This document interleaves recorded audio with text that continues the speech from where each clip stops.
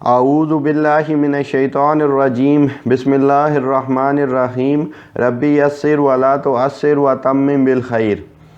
آج میں جس موضوع پر بات کروں گا وہ ہے رہنماؤں لیڈرز کے لیے قرآن و سنت سے رہنمائی۔ اس میں تصور نمبر 1 ہے رہنماؤں کے لیے قرآن و سنت کی ہدایات، لیڈر یا صاحب خودی کے اوصاف۔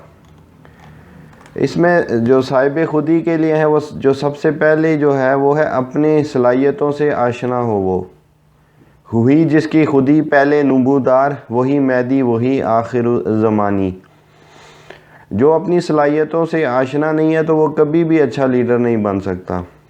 جو شخص اپنی خودی کو پہچان گیا تو علامہ اقبال نے ایک یونیک نظریہ پیش کیا ہے کہ ایک مہدی تو وہ ہیں جو آخر زمان میں جو ہے نازل ظاہر ہوں گے، لیکن جو شخص اپنی خودی کو پہچان گیا وہ زمانے کے لیے امام مہدی ہی کی طرح ہوگا۔ پھر سورہ یوسف میں حضرت یوسف علیہ السلام نے جب کہا تھا کہ قال اجعلنی علی خزائن الارض انی حفیظ علیم، کہا مجھے اس ملک کے خزانوں پر مقرر کر دیجئے کیونکہ میں حفاظت بھی کر سکتا ہوں اور اس کام سے واقف بھی ہوں۔ انہوں نے یہ بات عزیز مصر سے کہی تھی، جو مصر کا اس وقت حکمران تھا، اس سے کہی تھی۔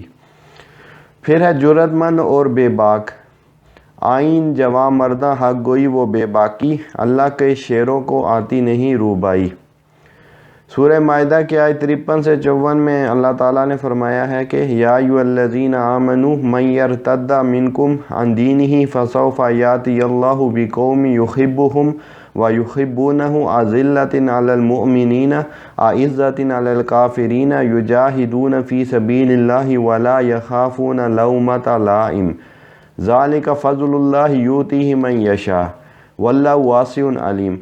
اے ایمان والو، اگر تم میں سے کوئی اپنے دین سے پھر جائے گا تو خدا ایسے لوگ پیدا کر دے گا جن کو وہ دوست رکھے اور جسے وہ دوست رکھیں، اور جو مومنوں کے حق میں نرمی کرے اور کافروں سے سختی سے پیش آئیں، خدا کی راہ میں جہاد کریں اور کسی ملامت کرنے والے کی ملامت سے نہ ڈریں۔ یہ خدا کا فضل ہے، وہ جسے چاہتا ہے دیتا ہے، اور اللہ بڑی کشائش والا جاننے والا ہے۔ اسی طرح سورہ آل عمران کی آیت میں فرمایا انما ذالکم الشیطان یخوف اولیاءہ فلا تخافوہم وخافون ان کنتم مؤمنین۔ یہ خوف دلانے والا تو شیطان ہے جو اپنے دوستوں سے ڈراتا ہے، تو اگر تم مومن ہو تو اس سے مت ڈرنا اور مجھ ہی سے ڈرتے رہنا۔ اب جو بھی لیڈر ہوتا ہے وہ حق گو ہوتا ہے، اور جہاں بھی حق ہوگا وہ اس کا پرچار کرے گا۔ وہ بے باک ہوتا ہے اور حق بیان کرنے میں وہ کسی کی پرواہ نہیں کرتا۔ پھر ہے زمانے کے مخالف۔ اب یہ سورہ کاف میں وہ جو اللہ تعالیٰ نے ان نوجوانوں کا ذکر کیا ہے اصحاب کاف کا، تو فرمایا ہؤلاء قوم اتخذوا من دونہ آلہۃ لولا یاتون علیہم بسلطان بین فمن اظلم ممن افتری علی اللہ کذبا۔ ان ہماری قوم کے لوگوں نے اس کے سوا اور معبود بنا رکھے ہیں، بھلا یہ ان کے خدا ہونے پر کوئی کھلی دلیل کیوں نہیں لاتے؟ تو اس سے زیادہ کون ظالم ہے جو خدا پر جھوٹ افطرا کرے۔ اور پھر وہ آل فرعون میں سے ایک شخص تھا جس نے اپنا ایمان پوشیدہ رکھا ہوا تھا، تو اللہ تعالیٰ نے سورہ مومن میں اس کا ذکر کیا کہ جب حضرت موسیٰ علیہ السلام کے خلاف کے قتل کے منصوبے بن رہے تھے تو اس نے اس موقع پر کہا تھا، اور سورہ مومن کی آیت ہے اور فرعون کے لوگوں میں سے ایک شخص جو اپنے ایمان کو پوشیدہ رکھتا تھا کہنے لگا کیا تم ایسے شخص کو قتل کرنا چاہتے ہو جو کہتا ہے کہ میرا پروردگار خدا ہے، اور وہ تمہارے پروردگار کی طرف سے نشانیاں بھی لے کر آیا ہے، اور اگر وہ جھوٹا ہوگا تو اس کے جھوٹ کا نقصان اسی کو ہوگا، اور اگر وہ سچا ہوگا تو کون سا عذاب ہے جس کا وہ تم سے وعدہ کرتا ہے اور وہ تم پر واقع ہو کر رہے گا۔ بے شک خدا اس شخص کو ہدایت نہیں دیتا جو بے لحاظ ہوتا ہے۔ عظیم لیڈر، آپ جو بھی عظیم لیڈر دیکھیں گے وہ اس راستے پر نہیں چلتا جس پر زمانہ چل رہا ہوتا ہے، بلکہ وہ اس کے مخالف سمت میں چلتا ہے، کیونکہ وہ ایک پرپس پر چل رہا ہوتا ہے۔ اس نے ایک مقصد، ایک پرپس کی طرف پیش قدمی کرنی ہوتی ہے، اور اس کی طرف لوگوں کو لے کر آنا ہوتا ہے اور لوگوں کو متاثر اور انسپائر کرنا ہوتا ہے۔ علامہ اقبال رحمہ اللہ فرماتے ہیں کہ یہ بے خبروں کی بات ہے کہ تو زمانے کا ساتھ دے، اصل تو یہ ہے کہ اگر زمانہ تمہارے ساتھ نہیں ہے تو تم زمانے کو توڑو اور اس کے خلاف چلو۔ پھر ہے حلقہ احباب میں حلیم اور بدبار، ہو حلقہ یاراں تو بریشم کی طرح نرم، رزم حق و باطل ہو تو فولاد ہے مومن۔ پھر سورہ مائدہ جو وہی آیت ہے کہ اے ایمان والو، اگر تم میں سے کوئی دین سے پھر جائے گا تو خدا اور لوگوں کو پیدا کر دے گا۔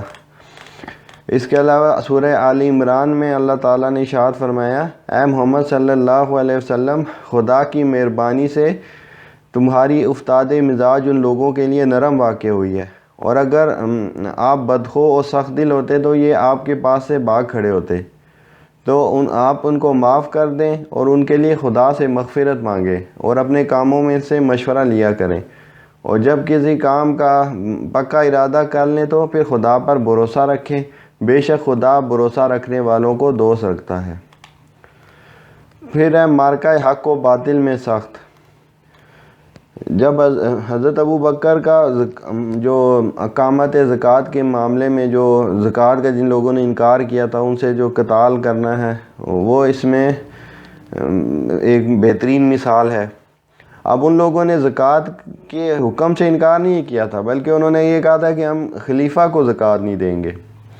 تو اس پر جب حضرت ابو بکر نے صحابہ کرام سے مشورہ لیا تو صحابہ کرام کی اکثریت نے اس موقع کی نزاکت کو سامنے رکھتے ہوئے یہ کہا کہ ابھی ان سے قتال نہ کیا جائے، بلکہ جتنا یہ دین پر عمل کر رہے ہیں اسی پر قناعت کی جائے۔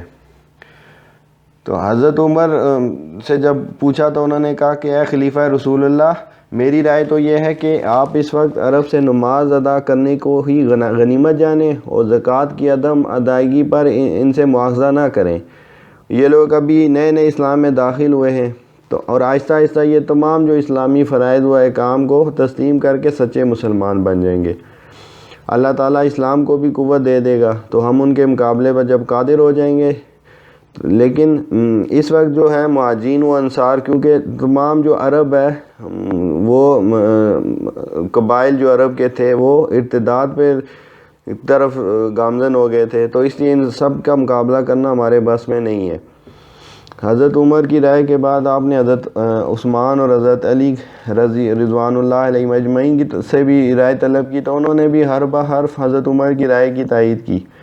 اس کے بعد تمام انصار و مہاجرین بھی اسی رائے کی تائید میں ایک زبان ہو گئے۔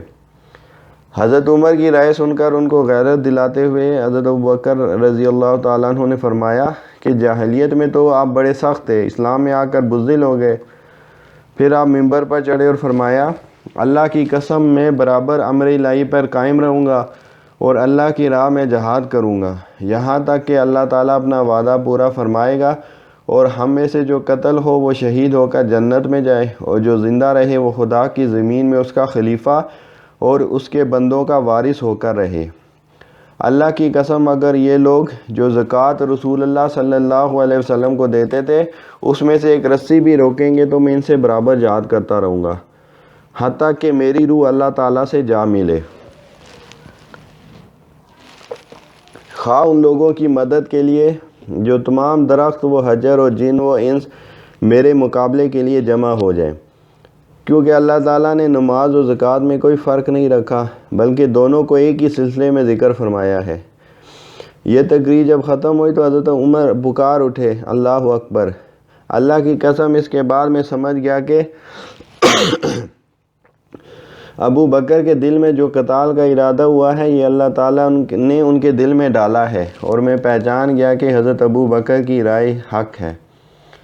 مخلص اور خیر خواہ، فَلَعَلَّكَ بَاخِعٌ نَفْسَكَ عَلَىٰ آثَارِهِمْ إِن لَّمْ يُؤْمِنُوا بِهَٰذَا الْحَدِيثِ آسَفًا۔ سورہ کاف میں اللہ تعالیٰ ارشاد فرماتا ہے، اے پیغمبر اگر یہ اس کلام پر ایمان نہ لائیں تو شاید آپ ان کے پیچھے رنج کر کر کے اپنے تئیں ہلاک کر دیں گے۔ اب نبی پاک علیہ السلام لوگوں کے حتیٰ کہ مشرکوں کے بھی بہت مخلص تھے اور اپنے کاز سے کمیٹڈ تھے۔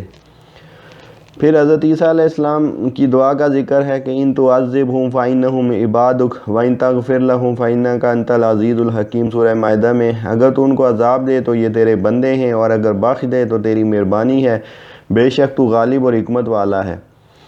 جب میدان حشر میں ان سے سوال ہوگا کہ کیا آپ نے ان سے کہا تھا کہ مجھے اور میری ماں والدہ کو اللہ کے ساتھ شریک بنا لیں، تو اس کا جواب دینے کے بعد حضرت عیسیٰ علیہ السلام یہ دعا مانگیں گے۔ ہر نبی جو ہے اپنی امت کا خیر خواہ ہوتا ہے۔ خود نبی پاک نے ایک رات یہ آیت پڑھتے ہوئے گزار دی۔ لیڈر میں اخلاص ہوتا ہے اور وہ اپنے کاز سے مخلص ہوتا ہے، ماتحتوں کی ہر آن تربیت کرنے والا۔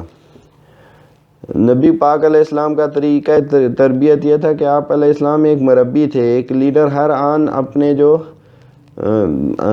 زیر نگرانی جو ماتحت ہوتے ہیں ان کی تربیت کرتا رہتا ہے۔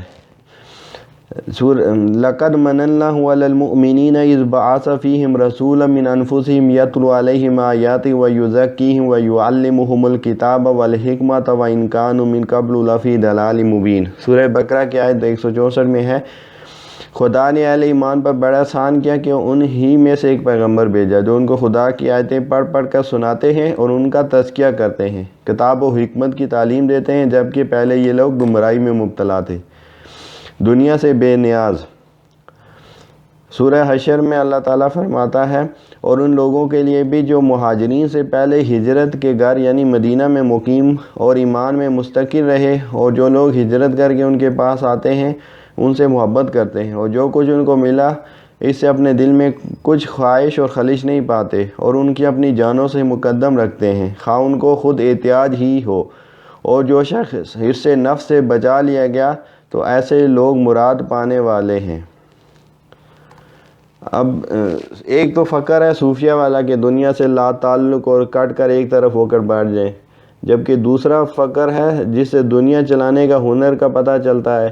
یہ فقر انسان کو لیڈرشپ سکھاتا ہے، اور علامہ اقبال کے نزدیک اصل فقر حضرت عمر ابن خطاب رضی اللہ عنہ والا ہے کہ 4 برائے اعظم پر حکومت تھی اور پیول لگے کپڑے پہن رکھے تھے۔ پھر ہے دور اندیش۔ ایک اچھا لیڈر جو ہوتا ہے وہ مستقبل کے حالات پر بھی اس کی نظر ہوتی ہے۔ یہ ترمذی شریف کی حدیث ہے کہ مومنین کی فراست سے ڈرو، بے شک وہ اللہ کے نور سے دیکھتا ہے۔ یہ حدیث امام ترمذی نے نقل فرما کر اس کے آگے تحریر فرمایا ہے، یعنی یہ غریب حدیث ہے، ہم تک صرف اسی سند کے ساتھ پہنچی ہے، اور اس سند کو محدثین کرام نے بعض روات کی وجہ سے ضعیف قرار دیا ہے، لیکن اسی روایت کو امام طبرانی نے اپنی سند سے ذکر کیا ہے اور اس کو سند کو حسن قرار دیا ہے، اور بہت سے محدثین کے یہاں اسے قبولیت حاصل ہے۔ چنانچہ امام بخاری نے اس روایت کو اپنی کتاب التاریخ الکبیر میں ذکر کیا ہے۔ تو اس کے علاوہ بھی محدثین کی کثیر تعداد نے اس کو نقل کیا ہے، لہذا یہ روایت حسن درجے کی ہے، اسے نقل کرنا بیان کرنا درست ہے۔ پھر تصور نمبر 2 ہے لیڈرشپ سٹائل اور آپ صلی اللہ علیہ وسلم کا طریقہ۔ اس میں پہلا ہے آمرانہ طرز، آٹوکریٹک سٹائل۔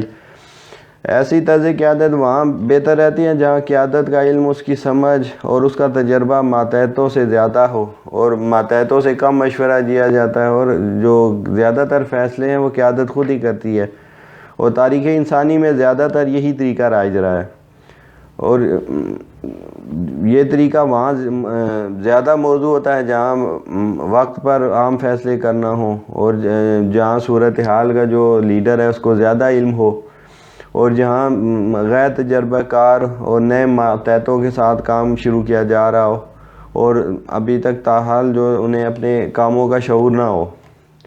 اب رسول اکرم صلی اللہ علیہ وسلم غزوات کے دوران میدان جنگ میں اکثر اسی طرز قیادت کو اپناتے تھے۔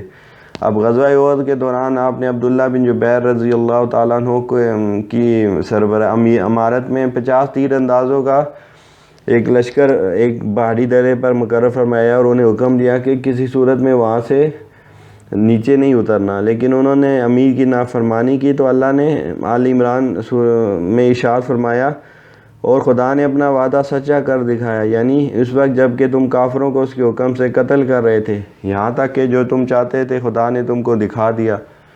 اس کے بعد تم نے ہمت آری اور حکم پیغمبر میں جھگڑا کرنے لگے اور اس کی نافرمانی کی، یعنی امیر کی نافرمانی کی وجہ سے جس غزوہ احد میں مسلمانوں کو شروع میں کامیابی ہو گئی تھی، لیکن امیر کی نافرمانی کی وجہ سے پھر اس کے بعد وہ جو فتح تھی وہ شکست میں بدل گئی۔ پھر دوسرا ہے حاکمانہ طرز، آٹوریٹیو سٹائل۔ اب آمرانہ جو طرز قیادت ہے اس کے برخلاف ایک با اختیار قائد جو ہوتا ہے وہ اپنے ماتحتوں کے سامنے اپنی فیصلہ سازی کو بھی واضح کرتا ہے، محض حکم نہیں صادر کرتا۔ اس طرح وہ اہداف طے کر کے ماتحتوں کو ان کے حصول کے لیے آزادی دیتا ہے کہ جس طرح چاہیں وہ کام کریں، اور یہ ایک بااعتماد قائد کا شعار ہوتا ہے۔ ایسا قائد راستہ طے کرتا ہے اور پھر اس پر چلنے والوں کے لیے توقعات کا تعین بھی کر دیتا ہے، اور وہ اپنے ماتحتوں کے ساتھ کام کرتا ہے اور ساتھ ساتھ ان کی حوصلہ افزائی بھی کرتا ہے۔ رسول اکرم کا سلمان فارسی کے مشورے پر غزوہ احزاب میں خندق کھودنے کا فیصلہ، اور آپ خود بھی اس میں صحابہ کے شانہ بشانہ کھدائی میں شریک تھے، اور ایک جگہ جب سلمان فارسی ایک پتھر کو نہیں توڑ پا رہے تھے تو آپ نے وہاں اس پر ضربے لگا کر اسے توڑا اور ساتھ صحابہ کو بھی بشارتیں سنائیں۔ پھر کام کی رفتار خود طے کرنے پر مبنی طرز، پیس سیٹنگ سٹائل۔ یہ ایسا قائد ہوتا ہے جو بہت فعال ہوتا ہے اور سب کے لیے جو ہے وہ اپنے آپ کو معیار ثابت کرتا ہے۔ ایسا قائد ماتحتوں کو زیادہ فعال رہنے پر مجبور کر دیتا ہے۔ ایسا طرز قیادت اس لحاظ سے کافی فائدہ مند ہے کہ اس سے کام جلدی انجام تک پہنچ جاتا ہے، لیکن ماتحت جو ہے ایسی قیادت کے ساتھ جو ہے زیادہ دیر تک نہیں چل پاتے، اور یہ بھی ممکن ہے کہ ہمت ہی ہار جائیں۔ اور یہ جو اس طرح کی طرز قیادت ہے یہ مستقل بنیادوں پر اپنانا ممکن بھی نہیں ہوتا۔ ہاں، کسی مخصوص کام یا پروجیکٹ کو مکمل کرنے کے لیے یہ ایک مؤثر طرز قیادت ہے، اور صحابہ کرام میں اس کی جو ایک عمدہ مثال تھی وہ خالد بن ولید رضی اللہ تعالیٰ عنہ کی قیادت تھی، کہ وہ امام طبری کا قول ہے کہ وہ نہ سوتے تھے اور نہ دوسروں کو سونے دیتے تھے، اور وہ ان سے کچھ بھی چھپایا نہیں جا سکتا تھا۔ پھر مشکل مقامات پر جیسے غزوہ احد اور حنین کے موقع پر حضور صلی اللہ علیہ وسلم نے اس سٹائل کو اپنایا تھا اور فرنٹ سے لیڈ کیا۔ پھر ہے جمہوری طرز، ڈیموکریٹک سٹائل۔ ایسا قائد جو ہوتا ہے ماتحتوں کے ساتھ ہر قسم کی معلومات شیئر کرتا ہے جو ان کے کام سے متعلق ہو۔ فیصلہ کرنے سے پہلے تمام ماتحتوں کی آراء بھی لی جاتی ہے۔ اس کے تحت ماتحتوں کی جو تخلیقی صلاحیتوں ان کو بھی پروان چڑھایا جاتا ہے۔ ماتحتوں سے وہ کام لیا جاتا ہے جو وہ آپ چاہتے ہیں پر ان کی مرضی کے مطابق۔ لیکن اس کا یہ نقصان بھی ہے کہ اس میں جو کام کی رفتار کافی سست ہو جاتی ہے، اور آپ صلی اللہ علیہ وسلم کی جو طرز قیادت میں اس طرز کا رنگ کافی غالب نظر آتا ہے۔ آپ صحابہ سے ہمیشہ مشورہ کیا کرتے تھے اور اسی کی انہیں ہدایت دی گئی تھی۔ اب غزوہ احد کے موقع پر نبی پاک نے اپنی رائے کے برعکس صحابہ کے مشورے پر عمل کیا اور مدینے سے باہر نکل کر کفار کا مقابلہ کرنے کا فیصلہ کیا۔ پھر ہے ناسیانہ طرز، کوچنگ سٹائل، اور ایسی طرز قیادت میں ماتحتوں کی نشو و نما کا بندوبست کیا جاتا ہے اور لوگوں میں جو ممکنہ استعداد یا پوٹینشل ہوتا ہے اس کو ابھارنے اور اس کو کام میں لانے کی کوشش کی جاتی ہے۔ ایسی طرز قیادت نئے لوگوں کے لیے اپنے قلوب کو کھلا رکھتی ہے۔ ابو ہریرہ سے روایت ہے کہ رسول اللہ نے فرمایا، تم انسانوں کو کان کی طرح پاؤ گے۔ جو لوگ جاہلیت کے زمانے میں بہتر اور اچھی صفات کے مالک تھے وہ اسلام لانے کے بعد بھی بہتر اور اچھی صفات والے ہیں، بشرطے کہ وہ دین کا علم بھی حاصل کریں۔ اور تم حکومت اور سرداری کے لائق اس کو پاؤ گے جو حکومت اور سرداری کو بہت ناپسند کرتا ہو، اور آدمیوں میں سب سے برا اس کو پاؤ گے جو دو رخا دوغلا ہو، کچھ لوگوں کے سامنے ایک رخ سے آتا ہے اور دوسروں کے سامنے دوسرے رخ سے جاتا ہو۔ یہ بخاری اور مسلم کی روایت ہے۔ عمر ابن خطاب اور عمر بن شام کے لیے نبی پاک نے دعا کی تھی کہ یا اللہ ان میں سے ایک کو ایمان کی توفیق دے دے۔ یہ دعا حضرت عمر ابن خطاب رضی اللہ عنہ کے حق میں قبول ہوئی۔ اس لیے نبی پاک بڑے بڑے سرداروں کو وقت دیا کرتے تھے، ان سے بات کرتے تھے کہ یہ بات آپ علیہ السلام کی نظر میں تھی کہ ان میں پوٹینشل ہے، اگر یہ بات مان جائیں تو بہت سے لوگوں کی ہدایت کا باعث بن سکتے ہیں۔ پھر ہے دوستانہ طرز ایفیلیٹو سٹائل. ایسا قائد جو ہوتا ہے ماتحتوں کے ساتھ قریبی اور ذاتی تعلق استوار کرتا ہے، ماتحتوں سے جذباتی ضروریات کا خیال رکھتا ہے. اس طرز قیادت کے تحت باہمی ہم آہنگی کی فضا برقرار رکھنا قدرے آسان ہوتا ہے اور ماتحتوں کے مابین جو اختلافات کو اچھے طریقے سے سنبھالا جا سکتا ہے، نیز ان کو مشکل حالات میں موٹیویٹ رکھنا بھی قدرے آسان ہوتا ہے. اور رسول اللہ ہمیشہ ناموں اور اکثر کنیے سے صحابہ و صحابیات کو پکارتے تھے، یہ جیسے یا ابا بکر، یا عائشہ، یا فاطمہ، یا علی، یا ابا ذر. پھر ہے کم نگرانی پر مبنی لیزس فیری سٹائل. یہ طرز قیادت آمرانہ طرز قیادت کے بالکل برعکس ہے. اس میں ماتحتوں پر کم سے کم نظر رکھی جاتی ہے. ایسی قیادت ماتحتوں اور ان کے کام پر اعتماد کرتی ہے. یہ طرز قیادت وہاں تو چل سکتی ہے جہاں ماتحت تجربہ کار اور ماہر ہوں یا از خود موٹیویٹڈ ہوں، دوسروں کو بھی رکھ سکیں. یہ طرز قیادت اس وقت زیادہ مؤثر ہوتی ہے جب ٹیم کی کارکردگی کو مسلسل مانیٹر کیا جائے اور مسلسل ان کو اس پر فیڈ بیک دیا جاتا رہے. حضرت ابو بکر رضی اللہ عنہ کے بارے میں یہ کہا جا سکتا ہے کہ ان کے طرز قیادت میں یہ طرز کافی حاوی تھا. وہ شخصیت کی پہچان خوب کرتے تھے اور پھر اس کو ذمہ داری دے کر اس پر مکمل اعتماد بھی کرتے تھے، جیسا کہ انہوں نے خالد بن ولید کو ذمہ داری دے کر ان پر مکمل اعتماد کیا. حضرت عمر رضی اللہ عنہ جو ہے مکمل نگرانی رکھتے تھے. بندوں کو جج کرنا آسان نہیں ہے. اب آپ نے بندے کو پہچاننے میں اگر غلطی کر دی تو بعد میں نقصان بھی ہو سکتا ہے. وما علینا الا البلاغ.